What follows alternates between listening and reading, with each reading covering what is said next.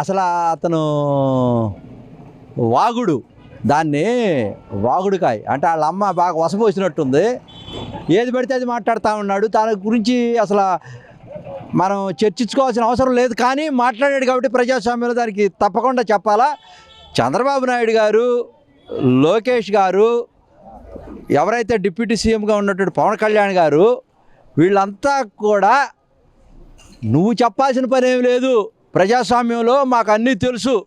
ఏం చేయాలా, ఎప్పుడు చేయాలా, ఎట్లా చేయాలా, కలపడాలా, నిలబడాలా, బుల్డోజ్ చేయాలనేది నీ దగ్గర దెయ్యాలు వేదాలు వల్లిచ్చినట్టుగా నువ్వు చెబితే ఏదో మేము పొదుపు చేయటం ఇవన్నీ కాదు. అసలు మోడీ గారే తీసుకున్నారు దీని మీద పొదుపు చర్యలు. నిన్న హైదరాబాద్ వచ్చినప్పుడు చంద్రబాబు నాయుడు గారిని కలిసినప్పుడు ఇంట్లో వారు ప్రకటించారు, పసిడి ఏదైతే బంగారం ఉందో దాన్ని కొనద్దు, విదేశ మారద్రవ్యం కావాలా, విదేశాలు వెళ్ళొద్దు, రవాణా సౌకర్యాల మీద పడతాయి, జీడిపి పెంచుకోవాలా, ఇవన్నీ కూడా చాలా ఉన్నాయి.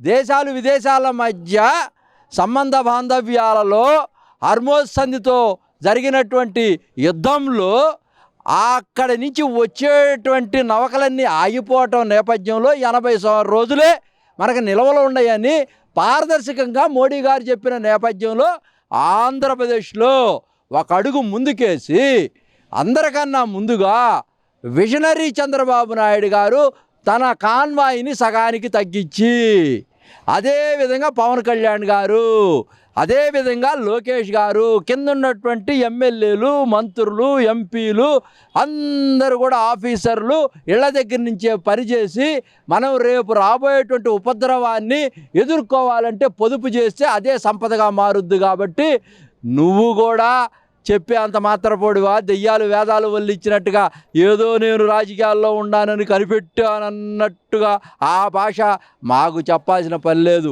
నీతి గురించి, నిజాయితీ గురించి, క్రెడిబిలిటీ గురించి, కమిట్మెంట్ గురించి, కన్సెన్స్ గురించి, క్యారెక్టర్ గురించి మిస్టర్ నువ్వు ట్రాష్. మీ పార్టీ లేదు, నువ్వు ఏం చేయాలో నీకు అర్థం కాని పరిస్థితుల్లో మాట్లాడు. నువ్వు ముందు నువ్వు పిలిచినటువంటి పెళ్ళిళ్ళకి వెళ్లకుండా మానుకో. పిలవని పెళ్ళిళ్ళకి కూడా వెళ్తూ ఉంటావు, శవాల దగ్గరికి వెళ్తూ ఉంటావు.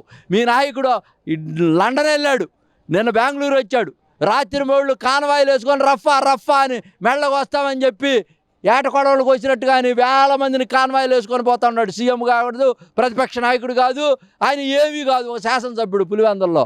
మీ వాళ్ళందరూ కూడా మానుకోండి.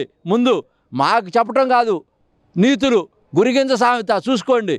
ఈ సిగ్గు ఎగ్గు లేకుండా మాట్లాడుతున్నారా? మీకు తప్పకుండా అసలు మీ రాష్ట్రంలో పార్టీ లేదు, మీరేదో మీడియాకి ఇవ్వాలి కాబట్టి ఇస్తూ ఉన్నారు. మీ పార్టీని మొత్తం కూడా సర్వనాశనం చేశాడు జగన్మోహన్ రెడ్డి గారు. మీ కార్యకర్తల అభిష్టం మేరకు అతను పరిపాలన చేయలేదు.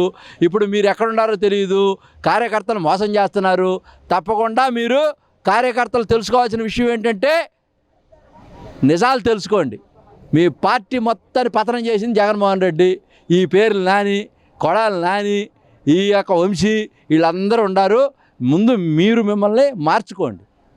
మార్పు చేస్తే అప్పుడు మీకు ఏదన్నా జనం ఏదన్నా మేము గురించి ఆలోచిస్తారు, కానీ అసలు ఆలోచించే పరిస్థితి లేదు. ట్రాష్.